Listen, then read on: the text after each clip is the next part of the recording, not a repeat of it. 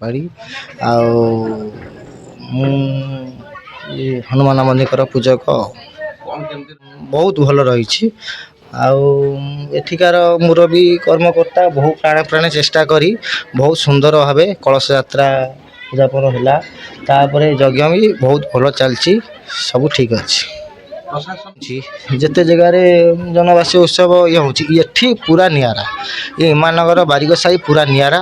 ଆଉ ଏଠିକାର ଶୋଭାଯାତ୍ରା ପ୍ରସେସନ କଳସ ଯାତ୍ରାଟା ହଉ କି ଆମର ପୂର୍ଣ୍ଣାହୁତି ହଉ, ଯାହା ବି ହଉ ସବୁ ଟିକେ ଅଲଗା, ସମସ୍ତଙ୍କଠୁ ଟିକେ ନିଆରା ଆସିବ।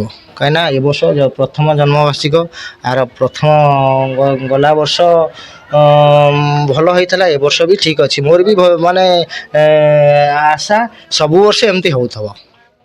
ବାରିକ ଚାଲିଛନ୍ତି ଆଉ ମାନେ ଭଲ ଏଟା ଅଛି। ଫାଷ୍ଟ ବାର୍ଷିକ ଉତ୍ସବ ଧୁମଧାମ ଚାଲିଛି। ଆଉ ଆମ ନନା ଅଛନ୍ତି, ଯିଏ ନେଇ ଦାୟିତ୍ୱ ନେଇକି ସବୁ କରୁଛନ୍ତି।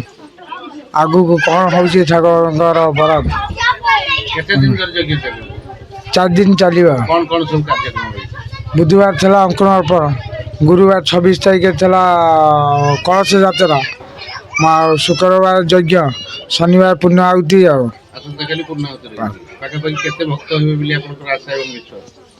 1500 ରୁ 2000 ଭିତରେ।